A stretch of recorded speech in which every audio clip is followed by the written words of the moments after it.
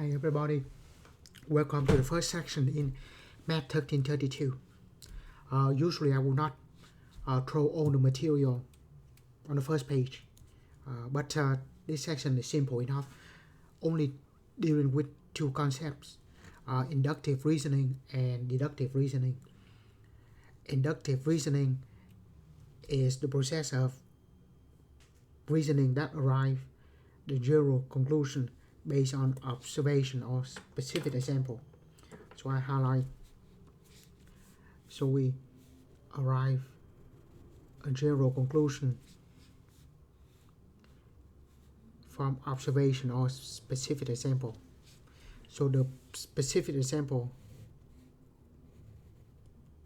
will give us the general conclusion. That is inductive reasoning.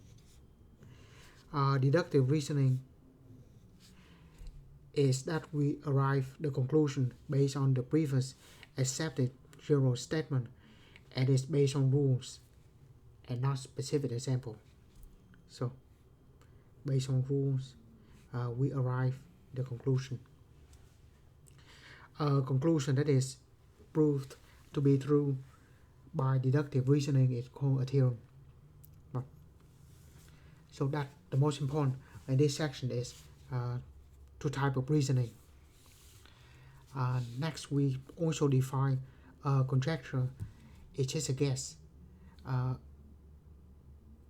educated guess, opinion or conclusion formed on the basis of incomplete information. A counterexample is one specific example that contradicts the conjecture.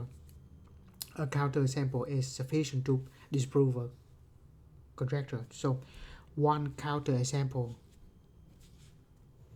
is enough to disprove the conjecture.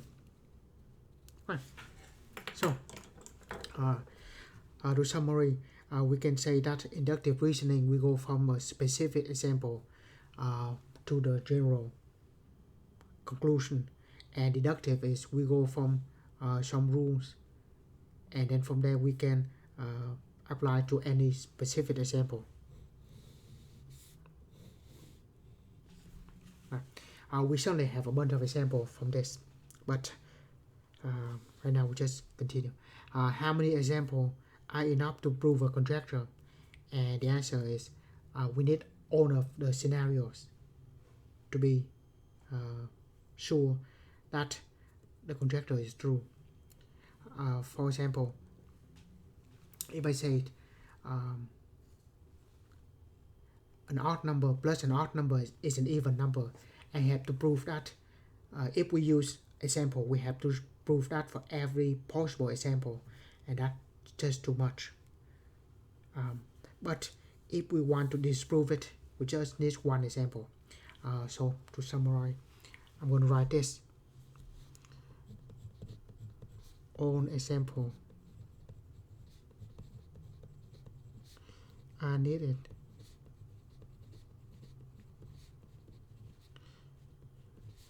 to prove a conjecture. So we need all of the examples. Conjecture.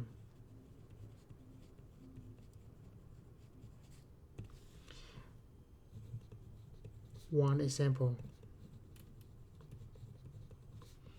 is enough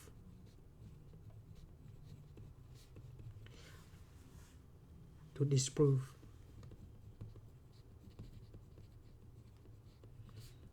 a conjecture.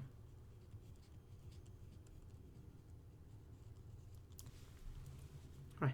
And finally, we have the concept of random and arbitrary. Random is just we just pick a number randomly, just one number. And when we say arbitrary, we mean it works for every number, usually. So random, pick an example at random. Where we say arbitrary,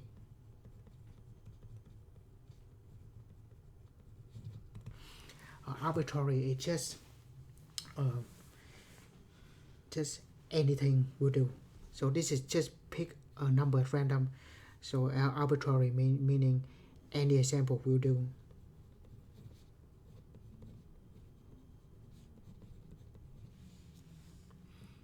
And it usually work for any example. Right, so once again, two things, inductive reasoning and deductive reasoning. Inductive reasoning is we, after a bunch of example, we come up with a conclusion. And deductive reasoning, we don't use example, we have to use some accepted facts. So something that we know is true to arrive to the conclusion. Right, so here some example. So inductive reasoning, once again, we have a bunch of example, and from there we try to come up with a rule or a pattern for it. So here's an example. Let's say we have this sequence of numbers. We have to come up with a pattern, and after that we can continue that pattern. So when we look at this sequence of number 1 to 2 to 4, look like we multiply by 2, but times 2, that's good, but times 2 again it's not going to 5, it's not 8, so it's not multiplied by 5. So how about we add plus 1 and then plus 2 and then plus 1 plus 2. So look like you have the idea, right? The number will be alternating by plus 1 plus 2. So just plus 2 there, plus 1 here, plus 2 here. The next one have to be plus 1. So that will be 11. And then plus 2. That will be 13. And then plus 1. That will be 14. So as you see, we see the rules. After we see a bunch of numbers, after we have a bunch of sample, we come up with that rule, and if that rule continue, we have the rest of the pattern. Right, the next one, it's not going to be multiplied this to the next, and it's not going to add either. So this is a little more tricky. What we see here is, if you add two numbers, it gives us the next. So 1 plus 1 is 2, 1 plus 2 is 3, 2 plus 3 is 5, 3 plus 5 is 8, and so on. So to get to the next, we're just going to add them, 21 and 34, that's going to be 55.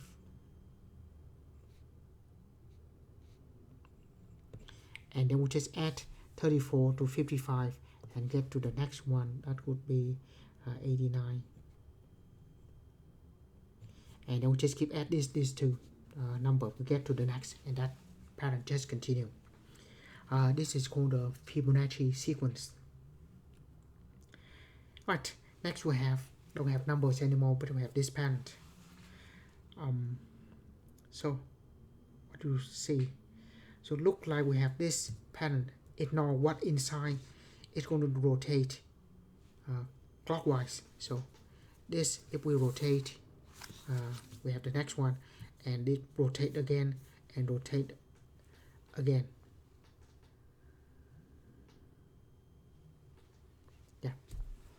And then that pattern continue to rotate, right? So if it continue to rotate, the next one will be, sorry, I'm not going to draw a perfect picture here. And then the one inside going to be an empty circle, right? So we see the pattern. We come up with a rule. That is inductive reasoning, right? So how about this one? Well, it look like a circle, square, and then the next one reasonably, and that will be a circle with divide to 4 pieces. Right, so that's good. Now the dots. What is the behavior of the dots? 1, 2, 3, none. 1, 2, 3, none. 1, 2, 3, none. 1, 2, 3, and then none. So how that goes? So notice the one here we start from this, and then we rotate counterclockwise here. The one now will go here, and then 2, 3 follow, and then 90 degree counterclockwise, so that will go here, and then 2, 3 follow, and then whenever that one then go down, and then 2, 3 follow. Pretty much where we have the pattern, whatever missing, the dot will be right there, and then it go clockwise with the pattern. So missing here, the dot will be right there, clockwise. Missing here, the dot will be right here, clockwise. Now this one missing the dot here, so the dot will be right there.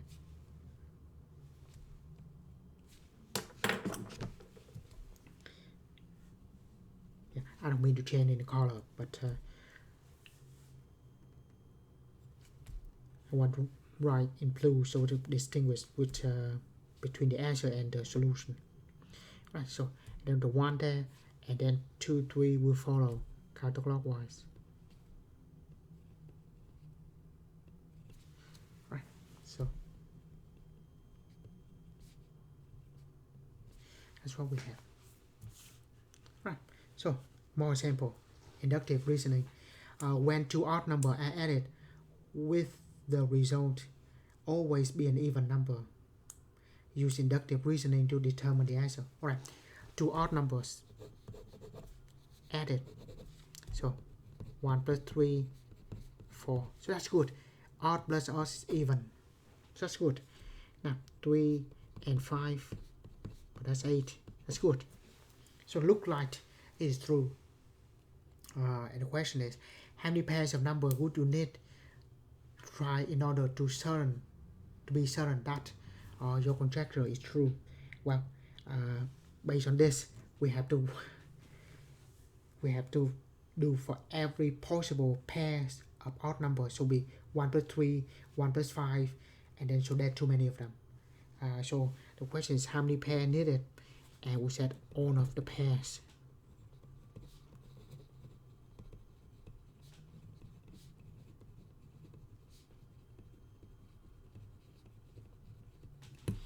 So next, find. So I just want to emphasize that if we want to prove something using the sample, we have to show all possible examples. In this case, it's not possible because there are too many numbers. Right. However, if we want to disprove something, we just need one counter example. We see in this example. Find a counter example that proves the conjecture below is false. Well, a number is divisible by 3 if the last two digits are divisible by 3. So we pick the last two digits divisible by 3. Something like 0.3. If we're lazy, we just use 0.03, right? Because that two digits divide by 3. And then in front of that, I can choose 1. Now 103. 103 is not divisible by 3. So this is good enough. So this is just a counter example.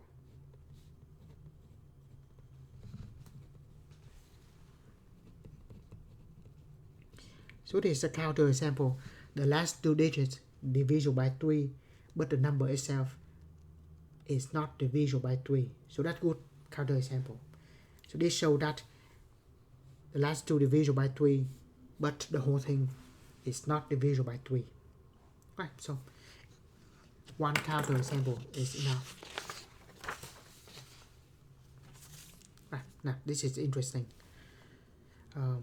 Use inductive reasoning to make a conjecture about the number of sections a circle is divided into given a number of points on the circle are connected by chords. A chord connect 2 points on the circle. So if we have 1 point, of course we not connect anything, and we have only one section.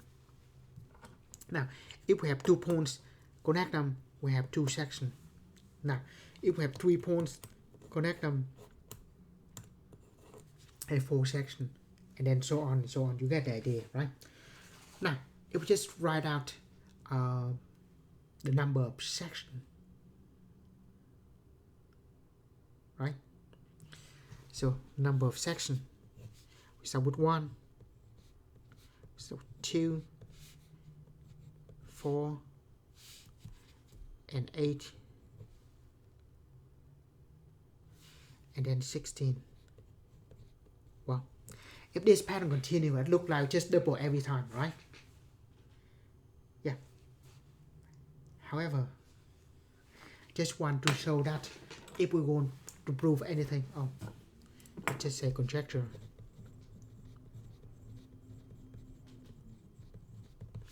It's going to be double.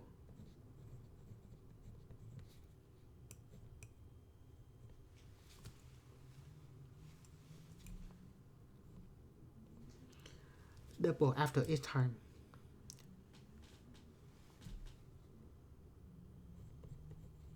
Just say double the previous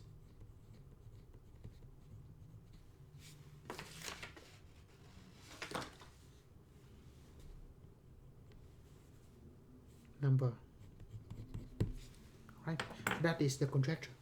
However, like I said, if we want to prove something using the sample, we have to show that for every example. So the next one, if we're going to double the numbers, this we have 1, 2, 3, 4, 5 points. Now if we have 1, 2, 3, 4, 5, 6 points, it turned out to be only 31. So this conjecture is false. Because the next one is not going to be double, and that counter sample disprove the conjecture. Right. So that is inductive reasoning. We have a bunch of examples. We come up with the pattern, the rule, and then, but like I said, that's just a conjecture. We're not sure about that. If we want to be sure, we have to use deductive reasoning. Deductive reasoning, we're not going to pick any example. What we use is the difference between the arbitrary and random. An example in inductive reasoning is random, but when we try to use something in deductive reasoning that is arbitrary, so we choose pretty much if it works for this number, it will work for everything. Usually we call x. Right. So look at this. Consider the following numbers. Think of a number, right? Think that. Multiply that by 2. So let's start with 5.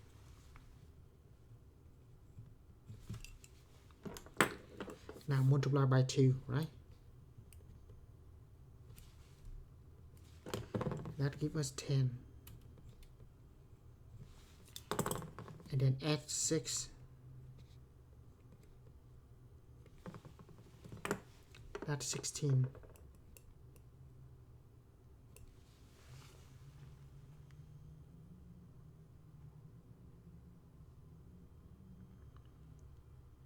And divide the result by 2.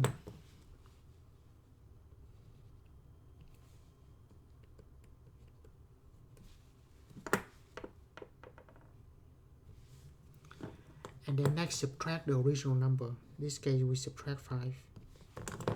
And we end up with 3. Right, so that's good and all, but remember, we need more than one example to come up with the conjecture. Like this, we don't really see any pattern at all. Right, in that case, have to pick another example. How about 3? Or just pick an even number, 2. How about that? Now first, multiply that by 2. Give us 4. Next, plus 6. So that is 10. Divide by 2.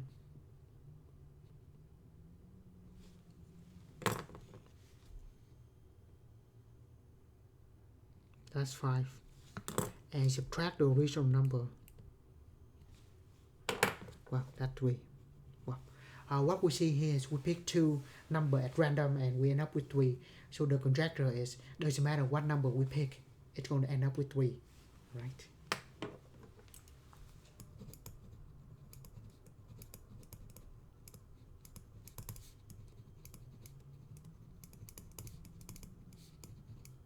So that is inductive reasoning. We have a bunch of examples and we come up with a rule. Now, deductive reasoning is working with something more general. So we're not going to choose any numbers.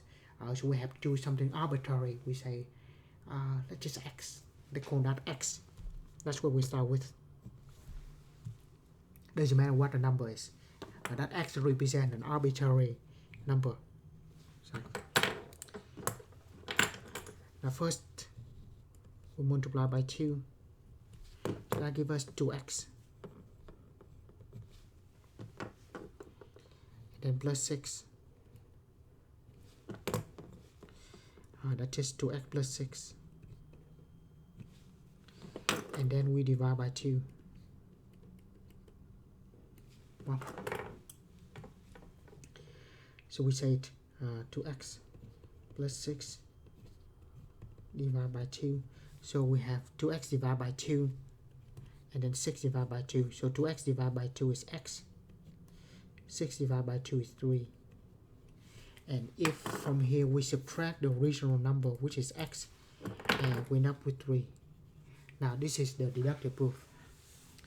It just says that it works for any arbitrary number. Doesn't matter what the number is, we always end up with 3. Right? So this deductive proof is more definitive than any inductive reasoning. So deductive work with an arbitrary number. Doesn't matter what it is, it ends up with 3. So that is very convincing. Right? Next, arrive at a conclusion by using inductive reasoning and then try to prove your conclusion by using deductive reasoning. So inductive reasoning is just pick an example. Right, say pick a number 3. Multiply by 6. 3 times 6, 18. So now example, choose the number 3. 18. And then add 8. 18 plus 8, 26. Divide by 2, that's 13. And then subtract 4, that's 9.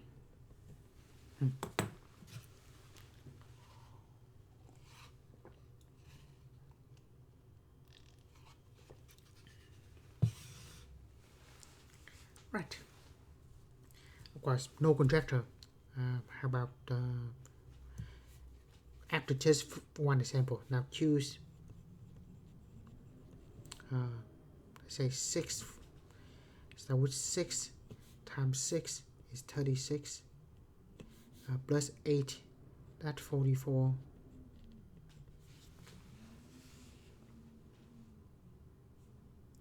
Divide by 2.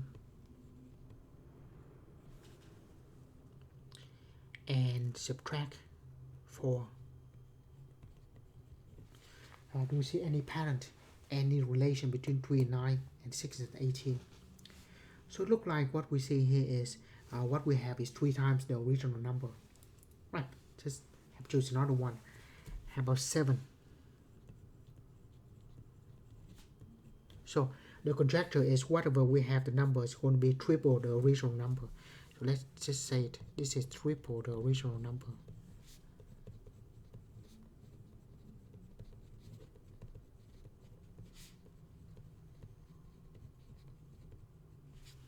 Right, let's see. Start with 7. Now multiply by 6. 7 times 6 is 42. Plus 8, that's 50. Divide by 2, that's 25. And subtract 4, 21. So indeed, the number got triple. So we can see that pattern by inductive reasoning. Now, if we want to prove it, it's better with an arbitrary number. So let's say x, where we start with. Multiply by 6, 6x. Plus 8, 6x plus 8. Divide by 2. Right. 6x divided by 2 is 3x. 8 divided by 2 is 4. So we have that. Now subtract 4. 2x plus 4 minus 4 is just 3x. So that is the deductive proof. And those 3 are inductive reasoning or deductive reasoning.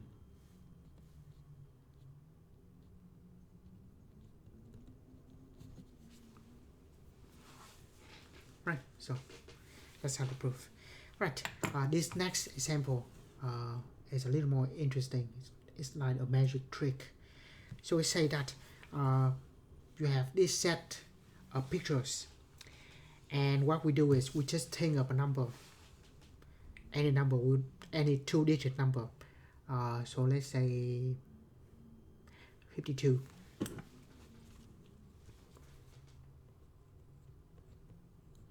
Now next, reverse the digits. That gives us 25. Now subtract them. Take the bigger one, subtract the smaller one. 52 minus 25. That is 27. And we look for 27.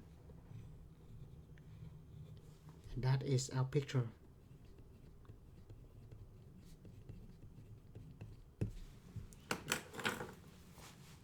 Right, now I recommend that you pause the video and do the same thing.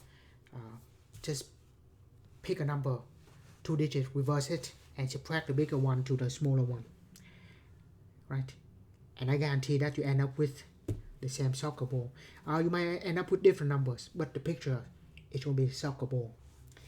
Right, let's look at another example. Let's see if it still works. So get lazy here. Of course, if you choose two-digit number, if you get lazy, let's choose something like 22. Right, let's say instead of 52 and 25, we choose 22. Now, if we reverse the number 22, we have also 22, and subtract them, we have 0, and 0 of course is also the soccer ball. Like I said, you might end up with different numbers, but it's still a soccer ball, right? So I hope you do that for a number that you choose, and you end up with the soccer ball as well. Right, so why is that? The picture seems random, right? There's no pattern of this whatsoever. So like I said, we need deductive proof for it. Right, so first, this is the proof. First, as you pick a two-digit number, let's say AB. If you're going to write that, it's going to be 10 times A plus B. Case in point, if I write 52, meaning it's going to be 5 times 10 plus 2, right? So the 10 place times A plus B. Now if I reverse it, BA, we're going to have 10B plus 8. Right, so two-digit number reverse, right? Now we just subtract them. Doesn't matter which one, which. Just assume AB is bigger than BA. So we say 10A plus B, that is AB, minus 10B plus A. Right, subtract a bigger number to a smaller number, right? So we have 10A plus B minus 10B plus 8. Run out of space. Sorry, subtract, that should be subtract. So 10A minus A is 9A, and B minus 10B is minus 9B. So what we see here is the number 9. If you factor it out, you have 9 of A minus B, right? So what we see here is we have 9 times something, right? So if it's 9 times something, that means it is the multiple of 9. Multiple of 9. So it doesn't matter what number you choose, the two-digit number, when you reverse it, subtract, you have a multiple of 9. So to make this metric work, all I need to do is put the soccer ball at the multiple of 9. So 0, 9, 18, 27, 36, 54, 45, 54, 63, 72, and 90, 81, and 90. As you see, I just need to put all the soccer ball at the multiple of 9, and doesn't matter what you choose, you will end up with the soccer ball. Alright. So once again, if you have AB, two-digit number and subtract the number in reverse. That would be BA. Subtract them, you have a multiple of 9. And I just intentionally put a soccer ball at all of the multiple of 9. The rest I just put some random numbers, some random pictures. Doesn't matter what to do, you should end up with a soccer ball. And with that, we finish the first section in Math 1332. Thank you for watching, and see you in another video of Math 1332.